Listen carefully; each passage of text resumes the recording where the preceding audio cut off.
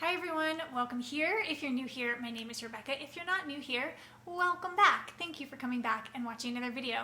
So today's video is the next installment in my Minimalist Haul series. So in these videos, I talk about things that I've purchased mindfully, intentionally, and usually sustainably as a minimalist. So in today's video, I want to share some new things that I've purchased recently, but I also want to share a follow-up and some repurchased things. So a lot of times when I make these videos, I will have just purchased something, a lot of times for the first time. And so I like to revisit some of those things and let you know, like, hey, I really did like this, so much so that I repurchased it, or just fill you in if my opinion has changed on anything. All right, let's dive in. All right, so first thing on the list that I purchased recently was mascara. So if you've been around this channel a while, you know that I love the Elate Cosmetics mascara. But my gripe with this is that it feels a little greenwashy in the way where, like, yes, it has this beautiful bamboo exterior, but inside the bamboo exterior, there's actually a plastic bottle. But I really like the formula. I like the company in general, so I kept repurchasing it. And then in my last video where I talked about this,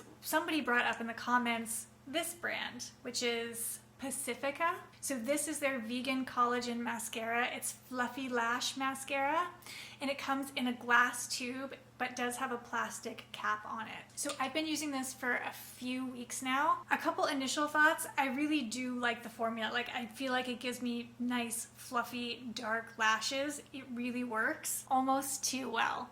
I feel like the things that I don't like about this are sort of silly and specific to me. With the Elate formula, I can literally just wash it off with water. Like, I'll take a little warm water to my eyes and it'll come right off.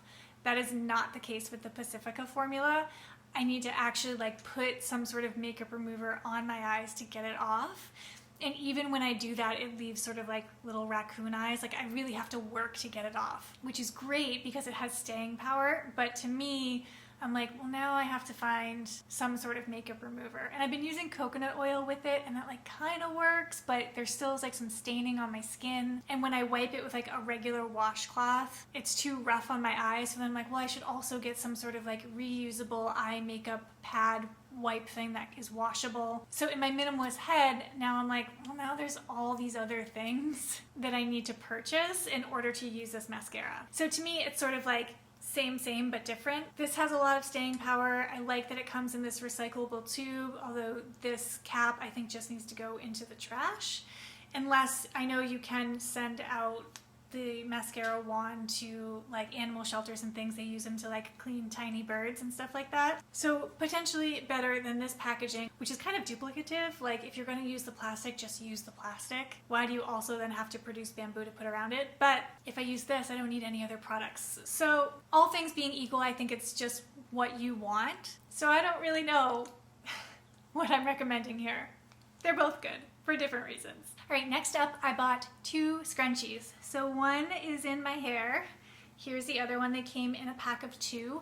They're actually made by the same company who make the hair elastics that I buy, which is Kushu. So these scrunchies are fair trade, plastic-free, zero waste. The outside is made from organic cotton and the inside is made from tree rubber. So I was a little skeptical when I bought these. I was like, I don't know if my hair is ready for a scrunchie. I didn't know if it was going to be long enough, if a scrunchie would be too heavy for it, if the scrunchie was going to be scrunchy enough, or like have enough scrunch to it to hold my hair. But I'm fully obsessed. Because my hair is short, I have to like pull it really tight if I want to put it up, which usually means I can only have it up for like a few hours at a time before I'm like, oh, this is hurting my head, I need to put my hair down. But I had my hair up in one of these all day yesterday, and I like forgot it was even there. They are so comfortable. They come in a bunch of different like neutral toned colors. So I got like the sandy colored one and then this mustardy color one, which is like kind of my color palette vibe lately, obviously, as you can tell by my shirt. Like I said, I have the hair elastics that Kushu makes, and I've had them for a very long time.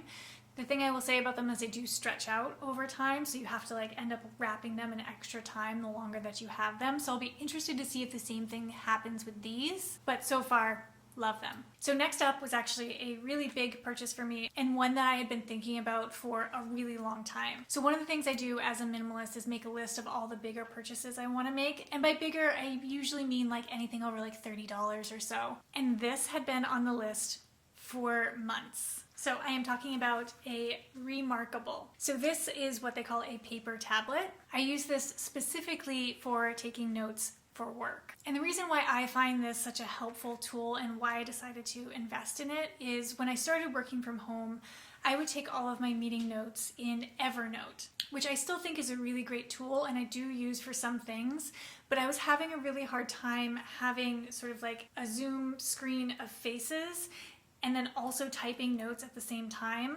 One, the typing sound could be disruptive because I'm often talking during meetings and note-taking at the same time. And so like the tip-tappity-tapping of the notes was a little bit disruptive. And the switching between screens was sometimes really difficult for me. So I ended up over time migrating to writing notes down in a notebook again, which I don't like. I don't like that it's not searchable. I don't like that I was just like wasting all this paper, writing all these notes. I like to be super organized about my note-taking, so I didn't like that I couldn't easily like move things around or rewrite something. So I started Googling paper tablets and came across Remarkable, and I was like, this is the thing for me. This is going to solve all my problems. I love this so much, but it has a pretty high price point. So I was like, ooh, we need to think about this. So put it on my list of things I wanted to purchase, left it there for months until I decided that, yes, it was definitely the thing for me. So I've been using it for about 2 months now, and so far I really like it. One of the things that I like about it the most is the ability to export your notes to type. So you can write something down, the Remarkable will translate that into typed text, and then you can email that out. So if I do need to share like meeting notes or like brainstorm notes or something like that, I can just export it out. It does sometimes need a little bit of tweaking, especially if I've written really fast or a little bit messy. It doesn't quite interpret my handwriting correctly, but it gives me a pretty solid foundation to say like, okay, let me just fix a couple things on these notes, export it, and send it out. That's been really valuable to me. Also, just the fact that I can take handwritten notes and organize them as though I was taking them in something like Evernote. So the folder structures are really nice. The ability to easily move one document from one place to another, to move pieces of a document from like the bottom to the top or however you want to move it around. And I find that I'm taking more focused notes. There's something about sort of like the tactile way that I'm actually like writing things down instead of typing them. That's helping me remember things a little bit more and take better notes. The other thing that I'm finding I really like the Remarkable for is if I want to sit down and like do some deep thinking about something and write down my thoughts. So if I'm trying to like brainstorm something creative or even like plan my YouTube video or something like that, this is a really good tool because it's not connected to anything else. I can't like jump over to the internet and like Google things or get distracted by anything else on my computer or a tablet. It's literally like sitting down with a piece of paper and a pen. And speaking of which, the feeling of writing with it is super cool. It feels like you're writing with a piece of paper and a pen. Like the feedback that you get from the screen to your hand, the way that the pen glides, it feels really nice. It feels like you're writing on paper. And I did spring for the pen that has the eraser, and I would really recommend that. It's like maybe $20 extra or something like that. But because I like to take very detailed and very neat notes, I like to be able to erase things easily. And if you don't have the eraser pen, you just have to like switch over. So you're like switching from writing to erasing and then erase with the tip. It's not impossible, but it's really nice to just flip this over and scribble something out. So is it worth it? I would say yes for me, only because I'm in probably like 5 to 10 meetings a day where I need to be taking notes that I need to reference. So it's a really helpful tool for me and what I do. So when I think about like the cost per usage evaluation, I'm using this several times a day, every single day. So I feel like I can justify the investment. But if you're just looking for a place to like jot some notes down or something, I still think, you know, like a beautiful regular notebook will probably serve the purpose and you don't need to invest in something quite this robust. All right, next up, I got some clothes, but it's not really the actual clothes that I want to share with you, although I'll show them to you. It's the way in which I purchased them. So I might be late to the game on this one, and if you guys are like, yeah, of course that's a thing. How did you not know about that? I'm sorry. But I recently discovered there's like this whole niche of Instagrammers who go secondhand shopping and then resell those clothes on Instagram. So why is this helpful? Why am I excited about this? One, because we don't really have any good secondhand stores here. A lot of the times when I'm shopping secondhand, I'm doing it on like ThredUp or Poshmark or something like that. But two, you can find certain people on Instagram who have like your style and your aesthetic. So they're almost like curating pieces that you would want. I liken it to like almost having a personal shopper, right? Like the two pieces that I got are from this one woman who, her style is very much like mine. I love everything she wears. And so I get so excited when she has these like Instagram sales because I'm like, I'm gonna love everything. And she lives in a big city, so it's like if you could send somebody out to like some of the best thrift stores to hand pick things that you like for your personal style. I don't know, is this like a thing you guys know about? I just had no idea. And so like in the Instagram stories, she'll try them on, she'll talk about the piece, and if you want it, you just DM her and say, I want this, I'll Venmo you the money, and here's my shipping address. So I do think you need to do some due diligence to make sure that it's legitimate, but I can definitely link to the person that I bought these from in the description box down below. What an amazing way to shop. I'm really into it. I feel like I'm gonna end up buying a lot of clothes this way. So the first thing that I bought was just this kind of like denim chambray kind of shirt, and this was actually to replace one that I already have that is just falling apart. I think I've had it for 10 years, but I still wear it all the time, but it has like holes in the armpits, holes in the elbows, holes along the collar that I patched, but then the patch started like pulling off just because it's like so thin now. And then I also got this shawl, and this is just really fun. I see this as a good like summer piece. And the prices are slightly elevated, I think, for what you would get if you were to shop on something like ThredUp or Poshmark, or obviously directly from a secondhand store, but not astronomically higher. I'm talking like $5 or $10 more. So anyways, I'll link to the Instagram handle of the woman that I used to purchase these two pieces. I think she does sales like every Friday or something like that. But yeah, a great way to shop secondhand if you don't have any secondhand shops near you. All right, so the last few things I want to share are all repurchases of things that I love. And kind of like how I said at the beginning of the video, I want to share these because sometimes I'm just trying out products and I'll share it with you, and sometimes I'll never buy it again, or sometimes it turns into like a tried and true favorite. So these few things that I'm going to share are all kind of like tried and true favorites. So the first thing are these True Earth laundry detergent strips. I've talked about a few different kinds of laundry detergent strips here on this channel, but these are like my repurchase go-to favorite ones. I honestly feel like they do the best job cleaning of any that I've tried. This is the third time that I've repurchased them, so you know that they're definitely a favorite. And they've just redone their packaging. Their packaging used to have like a plastic coating on it, and now it's just paper. I usually buy 64 loads at a time. I actually was tempted when I just repurchased these to buy a year's supply. I probably should have just done it, but it was like a lot of money all at once and I got nervous about it. But that's how much I like it. I would buy a year's supply if that felt fiscally responsible to me, but they're super easy to use, non-toxic. Love these. Next up is a repurchase of the Osea Advanced Protection Cream. I bought this for the first time a few months ago. This is my first repurchase of it, but I love it. If you watched my video with my minimalist skincare routine, this was like a star of that video because it's my favorite thing that I put on my body. It's got super clean ingredients, it's vegan, but it's just so luxurious. It's super hydrating, it's really rich, it feels really nice going on my skin, it sticks around, so if I put it on in the morning, like I can feel hydrated and moisturized throughout the day, and a little bit goes a long way. So this little container I think lasted me at least 2 if not 3 months. I'm trying to remember, maybe even more. I don't know. If you go back and see when I made that skincare routine video, it was right after I'd purchased this. So however much time has transpired between then and now is how long the first one lasted me.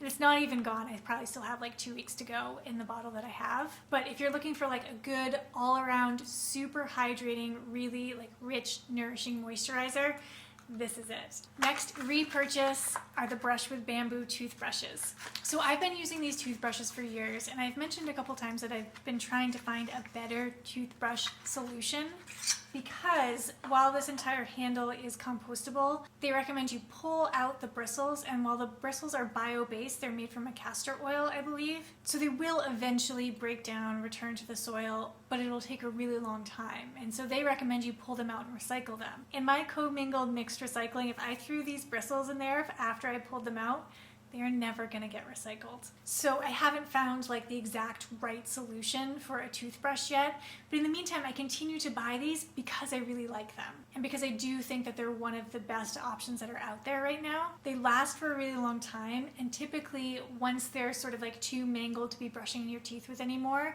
I usually wash it and then give it a second life as a cleaning toothbrush, and then I'll pull out the bristles. I usually throw the bristles away because, like I said, there's no way that any person working in a recycling center is going to pick out the bristles and recycle them.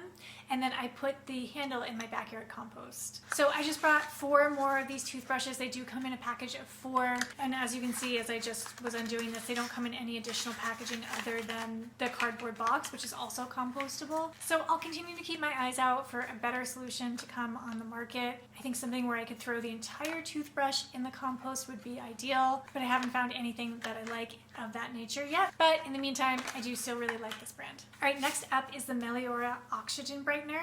So I had bought this a few months ago and did share it with you on this channel. I'd done a couple test runs to see if it really did clean my laundry a little bit better. And at the time I was like super psyched on it, and I still am. Obviously, I just repurchased the refill, which goes into the original canister. So they just send you your canister on your first purchase, and then you just get this refill bag so you can fill the canister back up. So I did get a number of comments on that video that were like, why are you buying this product? Like, just use bicarb or baking soda. And so I tried that because I was like, they're right, why am I buying a whole new product if there's something out there that can do the same thing? And I didn't find that it worked as well. What I find is so great about this product in particular is that it really will like get in and scrub out dirt that's like really baked in there. My husband works outside. He's a rock climbing guide. We live in a dirty, dusty desert. Our clothes are always really, really dirty. And I really didn't see that big of a difference with actually like releasing the dirt out of the clothes when I was using just baking soda. There's some sort of like scrubbing effect to this. It could be that the particles are like a little bit bigger in this than they are in baking soda that really scrubbed the dirt out of the clothes. So this felt like a worthwhile repurchase to me. Hold on, I think I just got a package of something else I might want to share with y'all. Hold on.